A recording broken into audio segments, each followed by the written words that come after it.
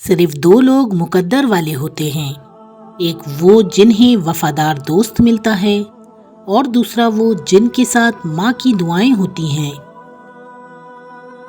3 چیزوں میں کبھی شرم محسوس نہ کرو۔ نمبر 1 پرانے کپڑوں میں، نمبر 2 غریب دوستوں میں، اور نمبر 3 بوڑھے ماں باپ کے ہونے پر۔ اچھے لوگوں کا تمہاری زندگی میں آنا تمہاری قسمت ہوتی ہے اور انہیں سنبھال کر رکھنا تمہارا ہنر۔ 4 خوبیاں انسان کو باکمال بنا دیتی ہیں۔ نمبر 1 ٹھنڈا دماغ، نمبر 2 میٹھی زبان، نمبر 3 نرم دل، اور نمبر 4 چہرے پر مسکراہٹ۔ ہمیشہ خوش رہا کریں، کیونکہ یہ بہترین انتقام ہے ان لوگوں سے جو آپ کو اداس دیکھنا چاہتے ہیں۔ بعض اوقات لوگ اچھا بننے کے لیے اتنی بھی کوشش نہیں کرتے جتنا اچھا نظر آنے کے لیے کرتے ہیں۔ اللہ پاک ایسا وقت بہت جلدی لائے گا کہ جب تم اپنی آنکھوں سے اپنے لیے معجزے ہوتے دیکھو گے۔ زندگی میں کسی بھی انسان کو اتنا قریب مت کرو کہ وہ آپ کو معمولی سمجھنے لگے۔ جہاں آپ کی عزت نہ ہو وہاں مت جاؤ، چاہے وہاں کھانا آپ کو سونے کی پلیٹ اور چاندی کے چمچ میں ہی کیوں نہ دیا جائے۔ اگر لوگوں کو ایک دوسرے پر اعتبار نہ ہو تو ہر ایک صرف اپنی آمدنی پر گزارا کر رہا ہوتا۔ مرد کی سب سے بڑی بدصورتی اس کی خالی جیب ہے۔ اگر قانون کی زبان ہوتی تو سب سے پہلے قانون دانوں کی شکایت کرتا۔ جب کوئی تم سے روٹھ جائے پھر وہی خود تم سے ملنے کو ترسے تو اسے کبھی مت کھونا، کیونکہ وہ تم سے بہت زیادہ پیار کرتا ہے۔ کبھی کبھی اتنی تکلیف ہوتی ہے کہ اللہ کے علاوہ کسی سے بات کرنے کا دل نہیں کرتا۔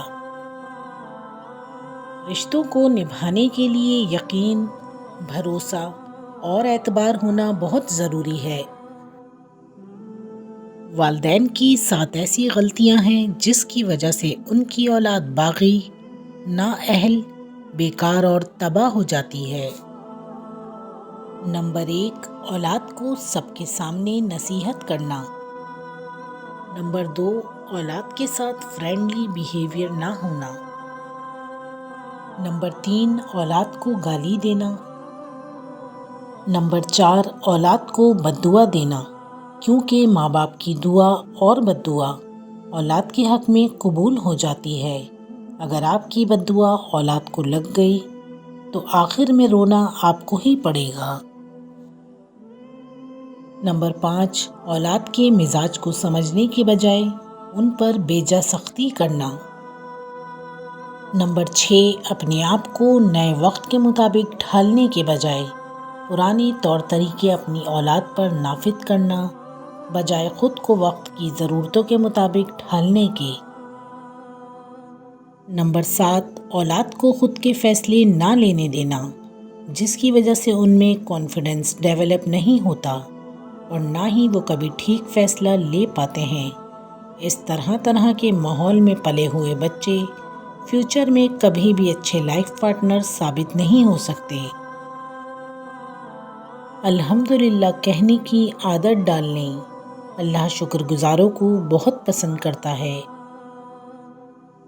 کسی کے دل میں محبت پیدا کر کے اسے چھوڑ دینا اسے قتل کرنے کے برابر ہے۔ کسی دوسرے کے گرنے پر خوشی مت کیا کریں، کیا معلوم کہ کل کو تمہارے ساتھ کیا ہوگا۔ عورت چاہتی ہے کہ اسے لفظوں کے بغیر سمجھا جائے، اس کی خاموشی کو محسوس کیا جائے۔ وہ چاہتی ہے کہ اس کی آنکھوں کی نمی کو دیکھ کر اس کے دل کا حال جانا جائے۔ صبح کی نیند انسان کے ارادوں کو کمزور کر دیتی ہے۔ منزلوں کو حاصل کرنے والے کبھی دیر تک سویا نہیں کرتے۔ جس کو علم ہو جائے کہ اللہ بڑے غور سے سنتا ہے، تو پھر وہ اپنی کہانی کسی اور کو نہیں سناتا۔ غریبوں کی ہائے اور فارغ لوگوں کی رائے کبھی نہیں لینی چاہیے۔ جس گھر کے فیصلے عورتیں کرتی ہیں، بربادی ان کا مقدر ہوتی ہے۔ جہاں عزت، سچائی اور خلوص نظر آئے، وہاں دوستی کا ہاتھ بڑھاؤ، ورنہ تمہاری تنہائی تمہاری بہترین دوست ہے۔ اللہ جب انتظار کے ذریعے آزماتا ہے تو شیطان دعا نہ قبول ہونے کے وسوسے تمہاری دلوں میں ڈالتا ہے۔ لوہے کا کلہاڑا لکڑی کا ایک چھلکا تک نہیں اتار سکتا جب تک اس کے ساتھ خود لکڑی کا دستہ نہ ہو۔ رشتے ایک دوسرے کا خیال رکھنے کے لیے ہوتے ہیں، لیکن ایک دوسرے کا استعمال کرنے کے لیے نہیں۔ نصیب کیسا بھی ہو، اگر نماز اور قرآن سے مدد لے کر اللہ سے جو بھی مانگو ضرور ملتا ہے۔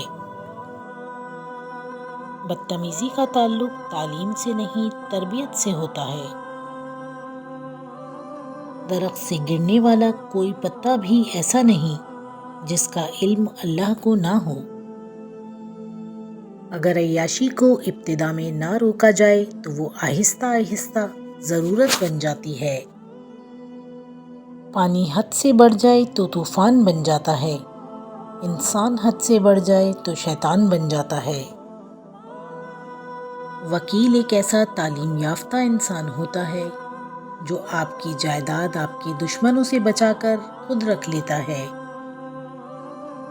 محبت اور دوستی، یہ دونوں چیزیں ہر طوفان کا سامنا کر سکتی ہیں، مگر ایک چیز ان دونوں کے بھی ٹکڑے ٹکڑے کر سکتی ہے، اور وہ ہے غلط فہمی۔ لوگ تمہاری راہ میں ہمیشہ پتھر پھینکیں گے، اب یہ تم پر ہے کہ تم اس پتھر سے کیا بناتے ہو، مشکلوں کی دیوار یا کامیابی کا پل۔ اپنے عروج پر ایسا کچھ مت کیجیے کہ زوال کے دنوں میں آپ کا حال پوچھنے والا بھی کوئی نہ ہو۔ اچھا انسان وہ ہے جس کو ثابت نہ کرنا پڑے کہ میں اچھا انسان ہوں، بلکہ اس کا کردار اس کے اچھے ہونے کی خود گواہی دے۔ توبہ کرنے کے لیے گناہ گار ہونا ضروری نہیں، لیکن توبہ خود ایک مستقل عبادت ہے جو غسل کی طرح ہے، جتنی بار کی جائے روح میں پاکیزگی اور نکھار آتا ہے۔ ضروری نہیں کہ آپ کی عمر کیا ہے، ضروری یہ ہے کہ آپ کس عمر کی سوچ رکھتے ہو۔